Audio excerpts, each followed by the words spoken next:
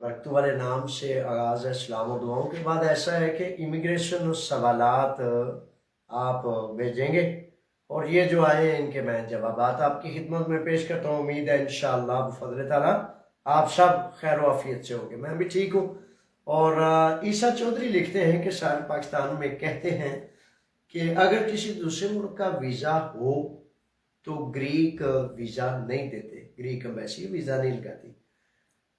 इस पर उन्होंने कहा कि ज़रा तफसील से बता दें। अच्छा मेरे शहजादे, ऐसा है कि ग्रीस का जो सफारतखाना है इस्लामाबाद में या दुनिया में जहाँ जहाँ भी कहीं है, असल में असूल और ज़ाब्ता इनका ये है सफारतकारी पर जो इनकी पॉलिसी होती है कि पाकिस्तान में मौजूद पिछले तकरीबन 2025 से मुसलसल अब तक वीज़ा बहुत ही कम दिया जा रहा है। यानी कि उसकी तादाद कभी हो जाती है 20 से 25% और जब बहुत ज़्यादा हो जाए फिर 40% हो जाती है। यानी कि 50% से भी कम परसेंटेज रही है। तो ये कोई बात नहीं है। हाँ, पिछले दिनों में ऐसा हुआ कि एक नौजवान शहजादा वीज़े के लिए जब गए तो वहाँ उन्होंने बताया कि जनाब ये मेरे पास अरब का भी लगा है, इधर भी लगा है, इधर भी लगा है। तो उन्होंने मतलब वो वैसे ही कैंसलेशन करते हैं, मुस्तरद करते हैं, 5 नंबर पर टिक लगाते हैं। तो ये जान लें कि एक तो हकीकतन बात टू द पॉइंट होनी चाहिए, यानी कि आप ज़्यादा लंबा चौड़ा ना बताएं कि मैंने पूरी दुनिया में काम किए हुए या गया हूँ। उससे मुतल्लक जो आपका काम है, फॉर एग्जाम्पल आप जमींदारे का वीज़ा ले रहे हैं या फर्नीचर का ले रहे हैं या टूरिज्म का ले रहे हैं या किसी कंपनी का ले रहे हैं, तो देखें उस कंपनी में काम क्या है, उस काम से मुतल्लक बात करें। ये ज़्यादा दानाई का बेहतर रास्ता है। और यही बात है कि वैसे ही उनका फैसला है कि कम वीज़ा जारी करते हैं।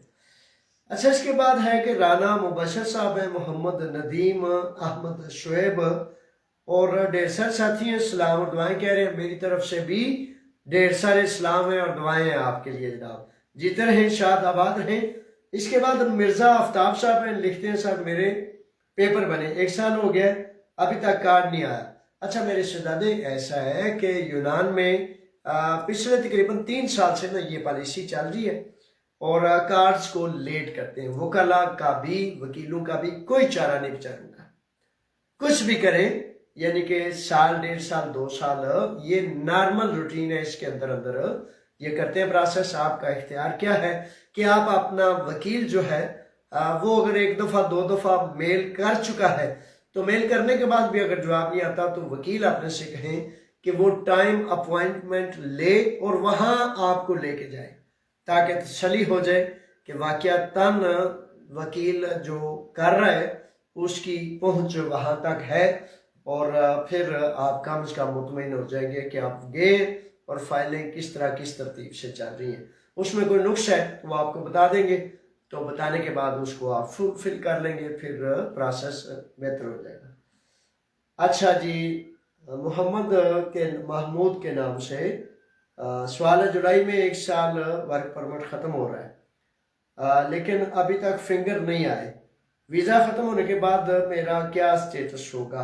अगर मेरे बच्चे आप ने पेपर्स जमा करा दिए और जो आपके पासपोर्ट पर लगा हुआ वीज़ा है वो उसकी मुद्दत में आज ख़त्म हो रही है तो ये फिक्र की बात नहीं। यानी कि आपने पेपर्स जमा कराए, आपके पास मवेशी है, ये अब पेरिफेरिया का काम है कि पेरिफेरिया चूंकि लेट करता है, ताखीर करता है, तो आपने तो पेपर्स जमा कराए हैं तो इंतज़ार कर रहे हैं, आपका स्टेटस ठीक है। अगर पेपर्स जमा नहीं और आपका वैसे ख़त्म हो रहा है तो वो तो फिर मसला है ना। अच्छा जी, फैसल खान साहब है। फैसल खान साहब कहते हैं कि जावेद साहब ऑनलाइन क्लासेस के ज्वाइन करने का कोई वेबसाइट बता दें। अच्छा, अब याद आया कि फैसल से कि कल A2 के इम्तहानात हैं, सुबह 8:30 बजे इम्तहानात शुरू हो जाने। तो मेरे बच्चों, मेरे शेरों, ऐसा करें कि अपना अपना, अगर तो आप किसी ग्रुप में जा रहे हैं तो ग्रुप में तो चलो पता होता है कि कहाँ जाना है। अगर अकेले के लिए आपका कोई सेंटर है तो बराए मेहरबानी आज कंफर्म कर लें, دیکھ لیں, وہاں تک پہنچ لیں, تاکہ کل صبح صبح جب امتحان ہونا ہے تو ڈھونڈنے ڈانٹنے میں نہ لگے رہیں. ٹھیک ہے, یہ کر لیں. اور آج پورا دن اسی پر فوکس رکھیں, تیاری کریں, پڑھیں. اور پتہ نا پچھلے ہفتے میں نے پروگرام کیا تھا اور اس میں ایک لنک دیا ہوا ہے. لنک میں ہسٹری کے کچھ سوالات ہیں اور جو اس کا طرز ہے, ڈھانچہ ہے, کیا کیا آنا ہے, وہ میں نے پورا پچھلے ہفتے کو بتایا. اس کو سنیں یا اس کو پڑھ لیں یا اس کو دیکھ لیں, تاکہ تیاری میں ترتیب ہو جاتی ہے. پتہ کیا, اگر تیاری نہ کی ہو, کچھ بھی نہ پتا ہو, تو بندہ ہکا بتا رہتا ہے, طوطے اڑے ہوتے ہیں, تو سوائے نقل کے اس کا دھیان کہیں اور جاتا ہی نہیں. پھر کم از کم آپ کا روب نہیں ضائع ہونا چاہیے اور آپ کو پتا ہونا چاہیے کہ میں کچھ نہ کچھ انشاءاللہ کروں گا, کر لوں گا. اچھا, یہ چیزیں ہیں. اور اس کے بعد اگر کچھ سوال آپ کی طرف سے آ جائے تو برائے مہربانی وہ سوال بھیج دیں. اچھا, کل ایک نوجوان جنم سے عاقب جاوید ہیں, سوال کوئی ہے شہزادوں تو لکھ دیں, بھیج دیں. جمعہ المبارک ہے, آپ بھی تیاری کر رہے ہوں گے, میں بھی نماز کے لیے انشاءاللہ آپ سے بات کے بعد جانا ہے. تو عاقب جاوید جہلم سے اکثر و بیشتر میسج کرتے رہتے ہیں یہ نوجوان بچے, کبھی یونان میں بھی رہے ہیں.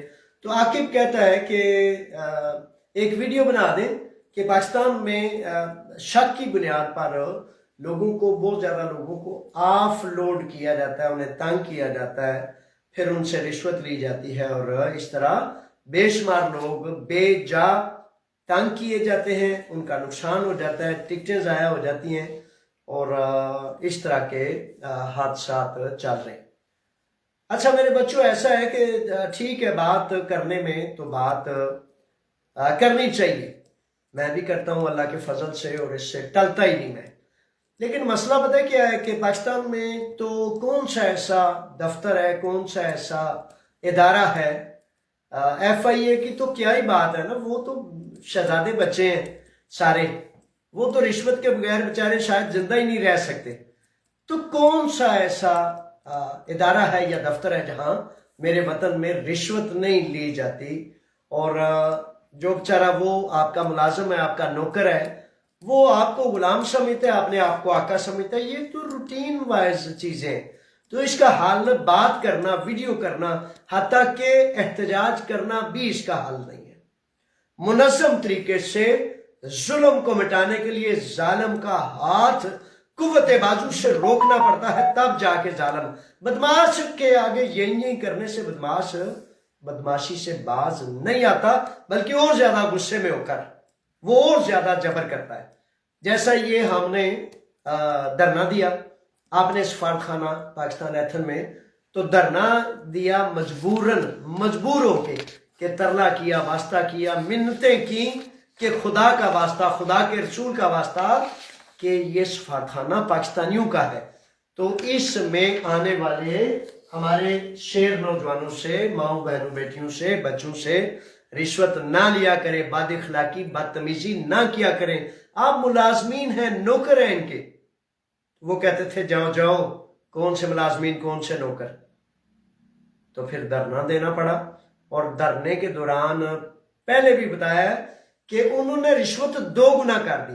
میرے بچوں, اگر تو آپ کے وطن میں عدل ملتا ہو تو پھر تو ایک علیحدہ بات ہے, اور اگر جج صاحب اپنی رشوت کے پیچھے لگے ہوئے ہیں, سپاہی اپنی رشوت کے پیچھے لگا ہوا ہے, تو سب کو اپنی اپنی رشوت کا فکر ہے, کیونکہ ان کو پتا ہے کہ لوٹ کے 1.5 سارا مال ان سے بٹور کے تو بیلجیم چلے جانا ہے, آسٹریلیا چلا جانا ہے, ایک جزیرہ خرید لینا ہے. تو وہ کیوں آپ لوگوں کی فکر کریں, کیوں کریں؟ حقیقت یہ ہے کہ وہ ملازمین ہیں, آپ مالکان ہیں. جب ملازم سر پر چڑھنے لگے تو اسے 1 دفعہ 2 دفعہ 10 دفعہ پیار سے سمجھاتے ہیں, نہیں تو پٹخ کر زمین پر پھینکتے ہیں اور اس کو ٹھیک کرتے ہیں. جب آپ ٹھیک نہیں کریں گے, انقلاب نہیں آئے گا, اللہ اور اللہ کے رسول کے حکم نافذ العمل نہیں ہوں گے. علماء سے لے کر پجیرو گاڑیاں یاشیاں کریں گے نا جب علماء, تو پھر وہاں کوئی اور رستہ نہیں رہ جاتا, وہاں نہیں سدھر سکتا معاملہ. ٹھیک ہے, تو اس لیے یہ میرے وطن میں رہنے والے مرد و زن غیرت مندوں کا یہ اخلاقی ڈیوٹی ہے یہ آپ پر لازم ہے کہ ظلم کو مٹاتے ہیں یا ظالم کو شہ دیتے ہیں۔ آپ اکثر و بیشتر دیکھ لیں پاکستان میں ظالم کا پٹھو بننا جو ہے وہ جب قوموں کا شیوا بن جائے تو پھر ظالم بچارے ذلیل و رسوا پھٹ جاتے ہیں، ٹھیک نہیں ہوتے۔ تو بہرحال آج کل نا وہ چل رہا ہے فلسطین میں، اسرائیل کے گنڈوں نے، دہشت گردوں نے جو ہمارے ان شیر بچوں کو، فلسطینیوں کو، جن کو پکڑا ہوا تھا، قید رکھی ہوئی تھی، اب یہ باتیں کرنے نہیں ہوتی، جگر پھٹتا ہے۔ تو ان کو جب بل پیش کیا کہ ان کو سزائے موت دی جائے گی، تو سزائے موت ان کو دی جا رہی ہے، پھانسیوں پر لٹکایا جا رہا ہے، گولیاں ماری جا رہی ہیں۔ اگر میرے خدا کا کلام، میرے نبی کے رواج اس زمین پر نافذ العمل ہو، بے شمار علماء اکرام کہتے ہیں کہ یہ باتیں نہ کریں۔ وہ بیچارے کہتے ہیں ہمارے 40 بچے ہیں، ہمیں تو اسائلم بھی نہیں دینی کسی ملک میں۔ جب علماء اکرام کی حالت اتنی پتلی ہو جائے کہ وہ نالیوں میں بہہ جائے، اللہ تعالیٰ مجھ پر رحم کرے، تو پھر کون قیام کرے گا؟ یعنی کہ آپ کے علماء اکرام آپ کو قیام نہیں کرنے دیتے، آپ کو غیرت اور جرت اور ایمان پر کھڑا نہیں ہونے دیتے۔ کیوں نہیں کھڑا ہونے دیتے؟ کیونکہ وہ کہتے ہیں یہ کھڑے ہو گئے تو میں کیسے کھڑا ہوں گا، میں نے تو بس ایسے رام سے مزے سے زندگی بسر کرنی ہے۔ نبیوں کے امام محمد رسول اللہ صلی اللہ علیہ وآلہ وسلم میدان جنگ میں جائیں، کل وہ میں سن رہا تھا تو 3 روز میرے رونگٹے کھڑے رہے ہیں۔ ابی کعب کا واقعہ، 3 پیارے صحابی، ایمان والے صحابی، میرے اللہ کے نبی کے ساتھی، جنگ کا حکم آ گیا، جنگ میں چلے گئے، وہ نہ جا سکے، تو میرے سیدی خفا ہوئے، تو پوچھا کہ کسی اور سے شکوہ ہے یا نہیں ہے؟ تم سے شکوہ ہے کہ تم ایمان والے ہو کر نبی صحراؤں میں دھوپ میں جہاد کے لیے گیا، تم نہیں گئے۔ تو 40 روز وہ روتے کرلاتے رہے، پورا مدینہ کوئی بولتا نہیں تھا، آواز دیتے تھے تو منہ دوسری طرف ہو جاتا تھا۔ بالآخر 50 دن کے بعد اللہ کو رحم آیا اور ان کی گریہ وزاری جو ہے وہ اللہ نے قبول کی، تو آیات مبارکہ آ گئی، تو ان کی توبہ قبول کر لی گئی۔ اور پھر ان پر کیا بیتی، ایک دن، صرف ایک دن انہوں نے منہ موڑا تھا۔ نبی گیا ہے تو آپ دیکھ لیں کہ میں نے کتنی دیر منہ موڑا ہے۔ 2 سال ہونے کو ہیں، 2 سال سے بچے ہمارے، بیٹیاں ہماری، ہمارے شیر نوجوان ذبح کیے جا رہے ہیں۔ پوری دنیا کی امت مسلمہ میں کون ہے؟ ایٹم بم کو کیا کرنا ہے ہم نے، کیا کر رہا ہے ہم نے فوجوں کو، جرنیلوں کو، ان کے کپڑے چاٹنے ہیں، کیا کرنا ہے ان کا؟ اگر وہ 10 لاکھ، 20 لاکھ، 50 لاکھ مل کر ایک مرد کلندر کا کردار ادا نہیں کر سکتے تو کیا کرنا ہے ہم نے ان کو؟ فلسطینیوں کو پھانسیاں دی جا رہی ہیں، وہ کامیاب و کامران ہیں، اور بزدل کمینے، چاہے ان کے پاس کچھ بھی دنیا کی بادشاہت ہے، جس نے اپنے نبی کے حکم کے مطابق لا الہ الا اللہ کا قرض نہیں ادا کیا، یعنی کہ وہ ہمارے بھائی ہیں، بھائی کو بھائی کے سامنے چیرا نہیں جا سکتا، مارا نہیں جا سکتا، باپ کے سامنے بیٹی کو کوئی قتل نہیں کر سکتا، بہنوں کو نہیں ذبح کیا جا سکتا۔ تو آپ دیکھ لیں کتنی غیرت موجود ہے کہ دیکھتے ہیں اور بولتے نہیں۔ دل میرا روتا رہا ہے، ترستا رہا ہوں، ترلے واسطے ڈالتا رہا ہوں خدا کے واسطے۔ یہ بد مذہب، کافر، کفر، عیسائی، یہ اپنے فلسطینیوں کے لیے روزانہ بولتے ہیں ایک جلوس صرف مسلمان نکال لے، ایک جلوس جس میں ہم یہ کہہ سکیں کہ بھائی ساری قومیں مسلمانوں کے پیچھے آئیں، میرے وہ لگتے ہیں، میرے نبی کا کلمہ پڑھتے ہیں۔ 15 سینٹرز ہیں، 15 مسجدیں۔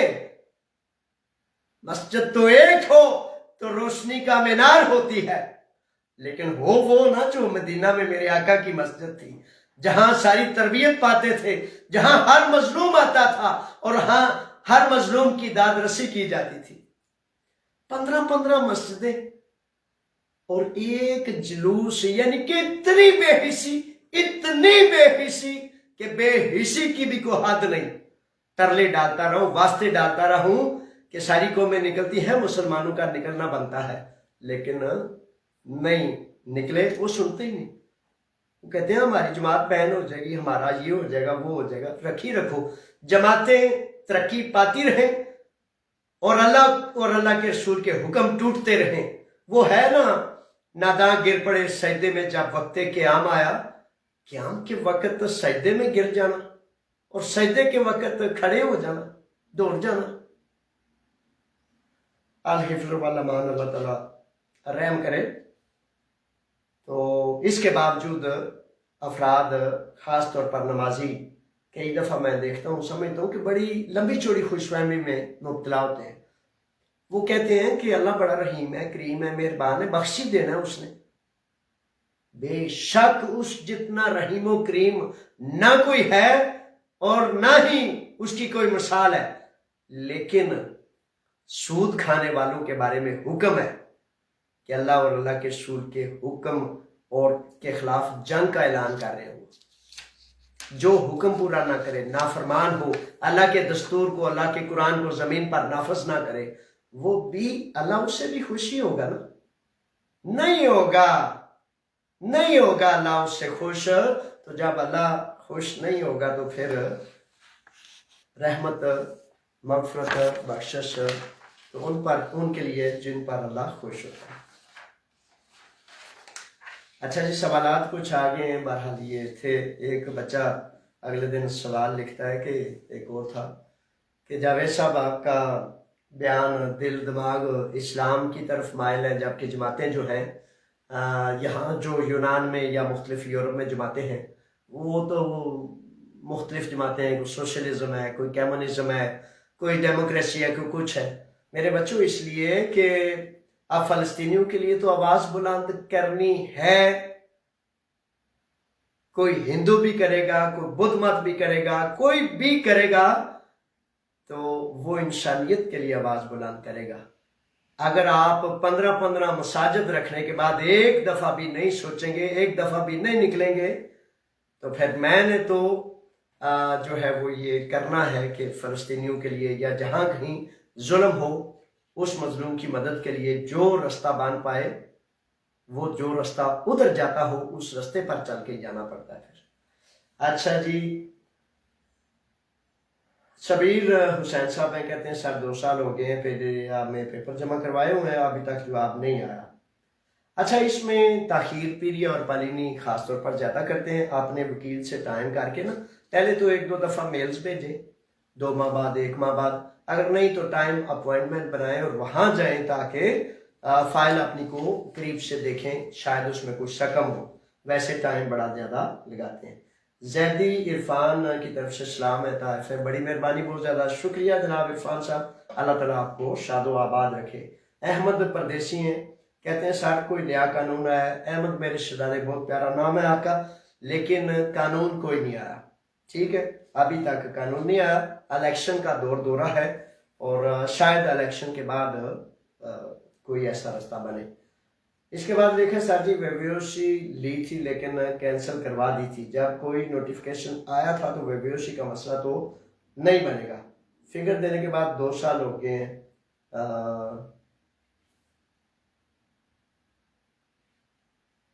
اچھا، اس میں ایسا ہے کہ ویبیوسی بنائی تھی، ویبیوسی کے حوالے سے 2 جو ہیں وہ لائنیں کہ 2 نمبر ویبیوسیاں بنانے والوں نے اگر 1 اپریل 2024 سے قبل بنائی تھی تو ان کا 5 سال کا بین نہیں ہے، جنہوں نے 1 اپریل 2024 کے بعد بنائی ہے ان کا بین ہے۔ تو بین آ جائے تو 5 سال کے لیے رکاوٹ ہے، نہ آئے تو تب بھی عدالت ہے کہ بھائی یہ کیوں کیا.